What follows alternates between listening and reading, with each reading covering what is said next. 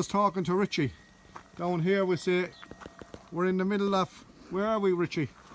We're in, I forget the name of the village here, but we're in the mountains somewhere in a nice area. Yeah. And Richie, you're telling me you've been around the world. Oh, I could be here 1 minute and I could be in Mexico, Guatemala, Peru, Wow.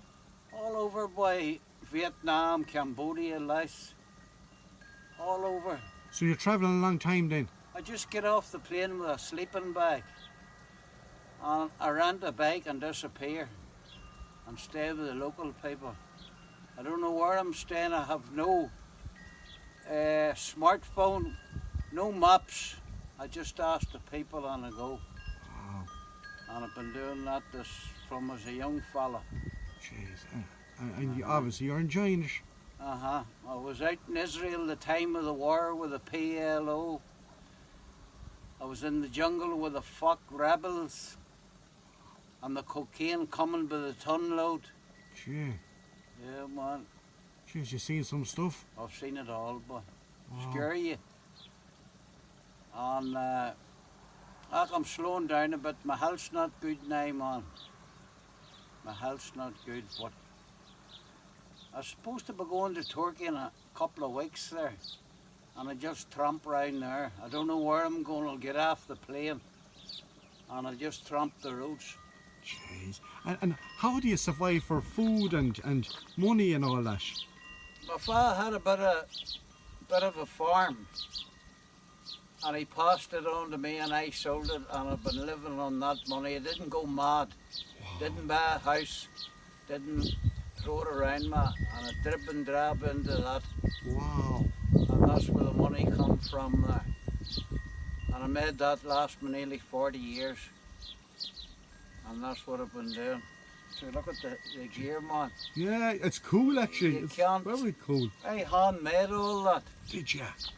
That's all hand sewed. Fabric from all over the world. Them rings is from Sri Lanka. This is Turkish. This is from India. Yeah, bits and pieces, man, up all over. And just stay with the local people, throw them a lakh a pound. But you, when you see your money, you've had the money last night. Gee, that here must have been a lot of money. I don't want to know. I don't want to know. 2 grand there, boy. You know what I mean? Yeah, But yeah. back then, man, I was living in India for £1 a day. And I lived in the Sinai for nothing. I built a tent out of blankets, and the Bedouins there with the camels used to come in the day and bring me melons and pita bread and that, and there's days I didn't spend any money. Yes. And you're saying you have no channel that anyone can subscribe to. Do you do YouTube or anything like that, do you?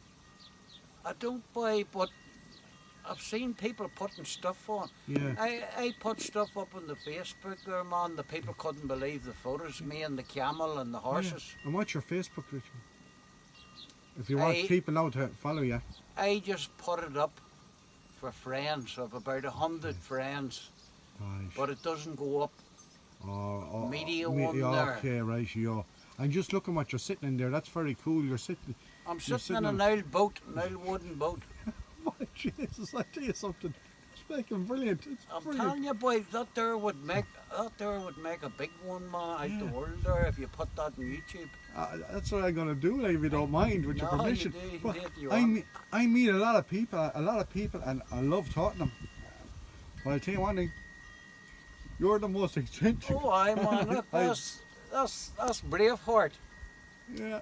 That's all my own design. Jeez. Uh-huh. Wow.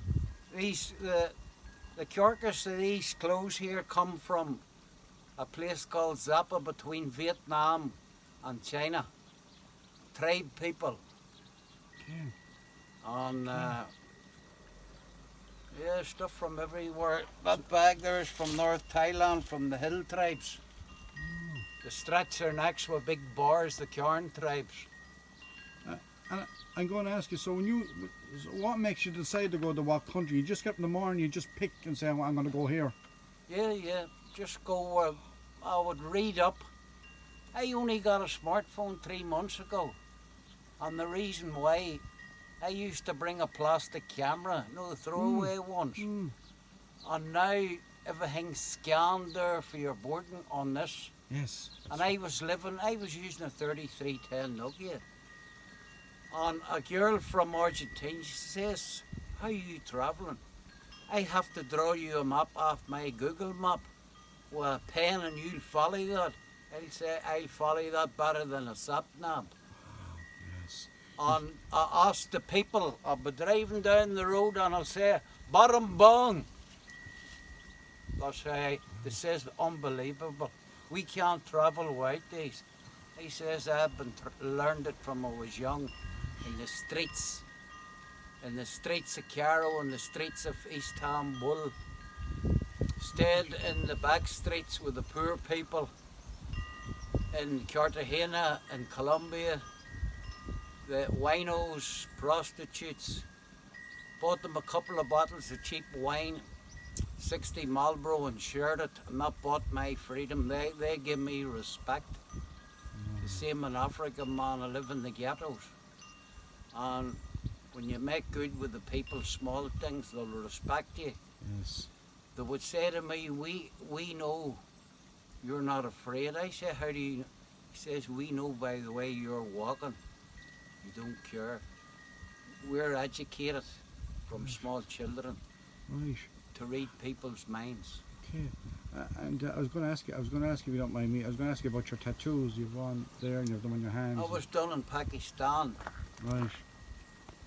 And does it have meaning for you? It's just there. I really didn't know at the time when I was getting it done. Yeah. But they tell me it's like an Islamic flag. Not that I'm not an Islamic, and I really don't Yeah. Yeah. follow the thing there. I don't know an awful. Yeah. Well, I know bits and pieces there from the countries I go to. We won't go into the politics of things. But so you've just wow. That's.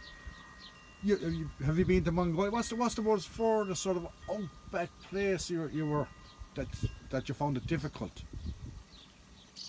Yeah, I would go to mostly around the likes of Bali and places like that there, and India, Nepal, the Himalayas. Wow. Tramped up towards Kathmandu with no shoes and my bare feet. On North Pakistan, Hindu Kush. Up there, the war broke out in '79. I had to leave. The Russians invaded Afghanistan. And they were bringing guns and heroin from the Khyber Pass in to fight the war. But in them days, the hippie trail was open. The buses was going from Greece and Istanbul right through Turkey and Iran and through Afghanistan. The hippies stopped there and they smoked the hashish there, man, in the big water pipes. It was an amazing city. But the war come, man, wrecked everything. China, Vietnam, Laos, Cambodia was closed in them days. You couldn't go. That side was open, and China and all was closed. Now it's open there for tourism because you had the Khmer Rouge in Cambodia, you had the Vietnam War.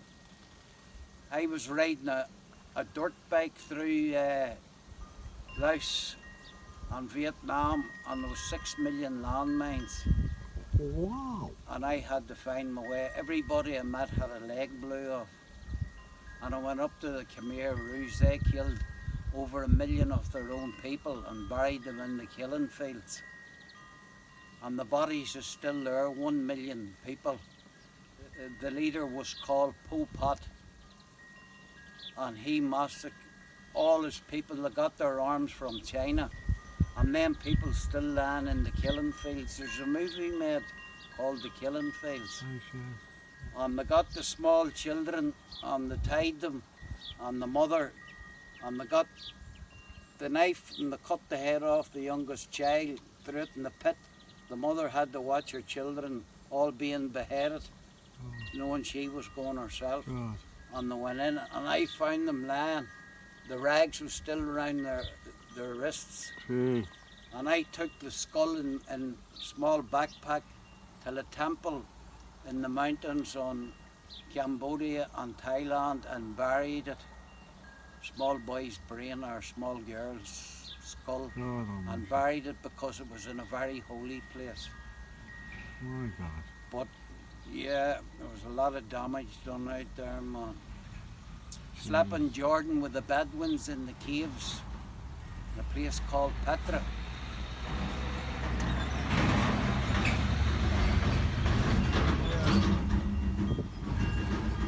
They hadn't even it dug up when I was there. But now the city's dug out of the ground and it's a big, when I was there was no tourists. The Bedouin soldiers thought I come over the mountains from Israel and I was an Israeli and they were going to shoot me. And I lived in the cave with a man and his wife. And at night I sat in the rocks, and when the sun was sinking the rocks turned red. I thought I was in hell. Whatever was in the rocks, it turned bright red at night. I looked all around me, man, and I could see everything turning red. Unbelievable. But no tourists, man. Yeah. No tourists there. But that's how you like it. You like your own. I don't like tourist traps, man. Yeah. My last trip there, I had the whole beach in Sri Lanka, and I lived in a wee stilted house on the beach. And my best friend was a rat, and he come every night and would tug my hair looking a biscuit, and I left him a biscuit out every night. And in India I had a monkey, and it come with a waistcoat and all on it, on the lead like a dog. And I used to set the marijuana down and would have cleaned all the seeds from the marijuana. But the only problem with the monkey was an alcoholic. It liked too much beer. And it used to get drunk and wreck the restaurants. So I used to get through out of everywhere because of this monkey, called it Chica. And when I left India to go to, when I left Nepal to go to India, I couldn't bring it over the border. Oh, gee, that's a great story. Uh, Because Richie, do you know what? You've travelled all the world, right? Just to meet me today. But you're interested, you see. Yeah, I am. Yeah. There's yeah, people, when I run that bar, Yeah. people didn't go home to 6 or 7 in the morning. Just get down to that Irish bar. Yeah. We didn't get home to 7. That man was here when there was bamboo and watermelons here. It was a tourist resort, but he slept on this beach in the late 70s. He knows the history of the whole place. I was doing jeep safaris into the mountains. I had the mountains all scouted out, and I would bring the tourists in the jeep for the day, and they would pay me. Yeah. And people would come. The bar was like something in Connemara, just an old wooden roof, stone bar counter and a big thick wooden top. And I had chickens in it and sheep and goats all in the bar, and the English come in to say, good God, he says we're in Connemara. And I had the wolf tones and the Dubliners flat out in the mountains. And they would say, what sort of an Irish bar is this with no Guinness? We couldn't get Guinness in Turkey. And yeah, done that for a few years, man. Wasn't chasing money or anything there. Yeah. It was more or less. I met a lot of good people. Well, I'm delighted to meet you. I'm delighted to meet you. Delighted to meet you. So what I'm going to do now is what do you say the name of this place you're staying in? You don't know the magical. Is this what's the name of this? The magical. This is Heaven's Fairy Tale Cottage. Lovely. And you know what? When I passed like that, I says, my own mind. Now I didn't know that I was coming here, but I says, my own mind. What an interesting man. I says, I must pull up and talk to him. So that's what we're doing. So listen, I'm going to take a selfie with him now. So goodbye, y'all. Thanks very much.